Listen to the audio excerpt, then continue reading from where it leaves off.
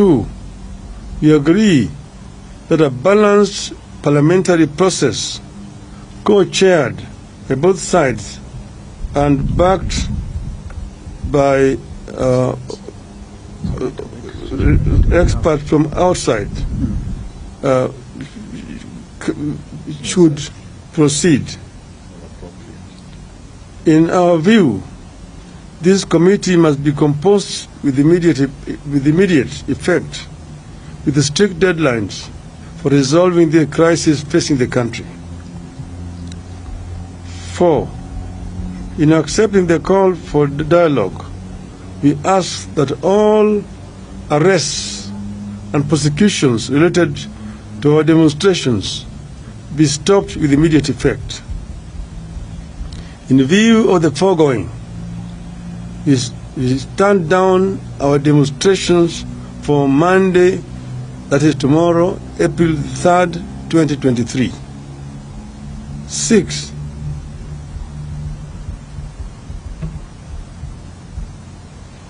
but in doing so, we want to emphasize that the right to assemble, to demonstrate, petition, and to speak are ironclad as provided for in our Constitution.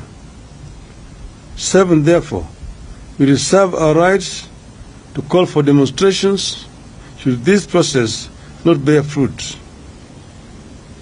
Should there be no meaningful engagement or response from Pr.Ruto to our counter-offer, we resolve to resume our demonstrations after 1 week. We have said several times that demonstrations, picketing, processions, petitions are enshrined in our Constitution, and therefore they are not criminal. We have also said that we as Azimio have never organized criminals to vandalize businesses of innocent, hardworking Kenyans. This is the work of our distractors. Our distractors have all the times tried to show these demonstrations as being violent and aimed at destroying businesses of other people. We want them to desist from doing so. And we want to underscore the point that demonstrations are a fundamental right of each and every Kenyan.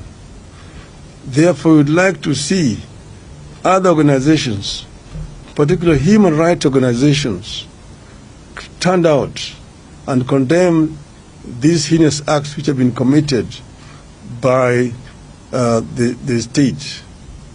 There have also been excessive use of force by the police. Police officers are meant to keep law and order. But if you find a situation where police officers are using live bullets against unarmed civilians, it is of course basically a reckless police force which wants to cause life which they are supposed to protect. We actually protest in the strongest terms possible about this violation of the fundamental rights of our people. We say that we are ready to embrace dialogue and that we will engage as long as Mr. Ruto and his team are ready to engage. We as Azimio are ready because we want a peaceful resolution to the differences that we are having in this country. We want to strengthen our democracy. We want our election to have meaning, that how Kenyans vote is actually what is eventually announced by the Electoral Commission. And we have also said that we do not want to see the 4 commissioners who had said no to be sacrificed. We want those commissioners to be reinstated so that we can be able to move in as a country in one and a united way. So we are ready as Azimio. I'm saying in conclusion, we were ready to engage. We will engage without any kind of coercion in whatever way. And this process could start as early as tomorrow. I thank you. Thank you.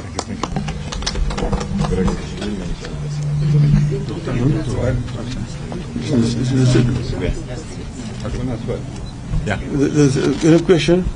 We can be able to alleviate the suffering of our people. You have said that at times like this, we should go back to subsidies, which were being applied by the former regime, so that the cost of living can come down to the majority of our people. So that is not compromisable. It is one of our irreducible minimums. Thank you. Good. Thank you. Thank you very much. Well done.